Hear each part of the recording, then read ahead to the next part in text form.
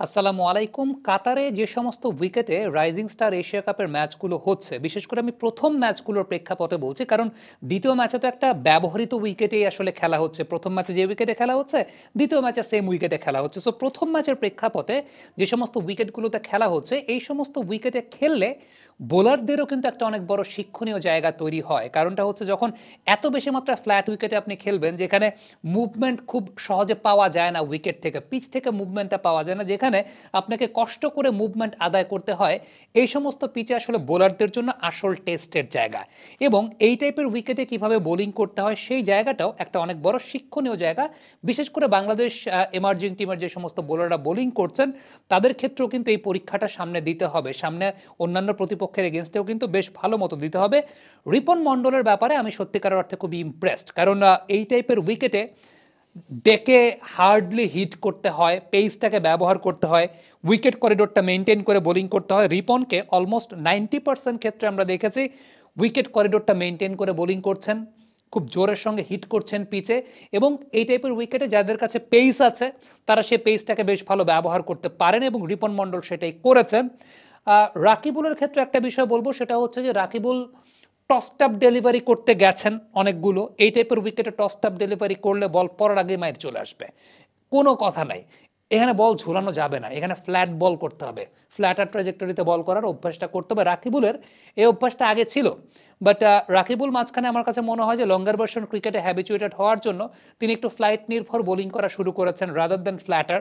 So ওই জায়গা থেকে তার বোলিং নেচারের একটা পরিবর্তন এসেছে, যে কারণে একটু ফ্লাইট নির্ভর বোলিং তিনি করেন। আবার ফ্ল্যাট বোলিংটা করতে গেলে শর্ট পিচ হয়ে যায়, এটাও আমরা খেয়াল করেছি। এটা আমি এর আগে টপ এন্ড টি-20 সময়ও খেয়াল করেছিলাম যে রাকিবুল এখনকার সময় যেটা দেখা যাচ্ছে যে ফ্ল্যাট বোলিং করতে গেলে সেটা শর্ট পড়ে যায়, সেটা টপ এন্ড টি-20 সময় দেখা গিয়েছিল। সো এটার আবার অভ্যস্ততাটা তৈরি করতে হবে। মেহরাবহিন আমার কাছে মনে হয় যে এই টাইপের উইকেট অনুযায়ী ভালো বোলিং করেছেন, তবে যে সমস্ত সময়ে রুম দিয়েছেন, অফ স্ট্যাম্পের বাইরে বল করেছেন, মার খেতে হয়েছে। এই টাইপের উইকেটে সত্যিকারের অর্থে আপনাকে স্টাম্প করিডোরটা ছাড়া যাবে না, স্টাম্প করিডোরের জোরের উপর বল করতে হবে। এবং ওই যে অপোনেন্ট সুইপ করবে, ঠিক আছে, আপনাকে ওই অনুযায়ী প্রোটেকশনটা রাখতে হবে।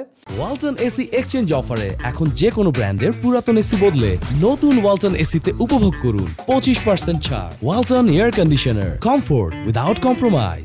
সাকলাইনের বোলিং, একটা এলবিডব্লিউ সাকলাইন সেখানে পেয়েছিলেন, আমাকে ইমপ্রেস করেছে ওই এলবিডব্লিউটা, সাকলাইনের ওই এলবিডব্লিউটা, যে এই টাইপের উইকেটেও খুব বেশি মুভমেন্ট পাওয়া যায় না, এক সুতা দুই সুতাও টার্ন করা মানে সুইং করে না, তার মধ্যে মুভমেন্টটা পেয়েছেন। বাট এরপরে যখন মার খেয়েছেন, আমার কাছে মনে হয় যে সাকলাইন নিজে বুঝতে পেরেছেন যখন আপনি রুম দেবেন এই সমস্ত উইকেটে, ব্যাটসম্যান আপনাকে মারবে।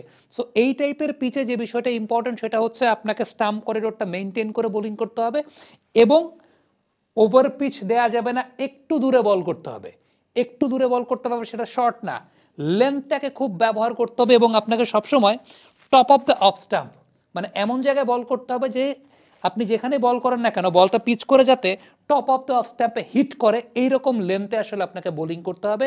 So this is very important, যে খুব তাড়াতাড়ি জিনিসটা মানিয়ে নেয়। আমি জানি টিমের সঙ্গে বোলিং কোচ আছেন, তারা হয়তো বা বিষয়গুলো নিয়ে কাজ করবেন, বিষয়গুলো নিয়ে পরামর্শ দেবেন।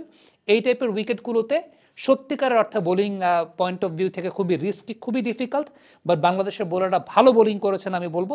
বিশেষ করে রিপন মণ্ডলের বোলিং দেখে আসলে আমি খুবই ইমপ্রেসড, এবং সেই সঙ্গে মেহরাব অহিন, তিনিও বেশ ভালো বোলিং করেছেন। কমেন্ট বক্সে আপনাদের মন্তব্য, মতামত জানতে চাই।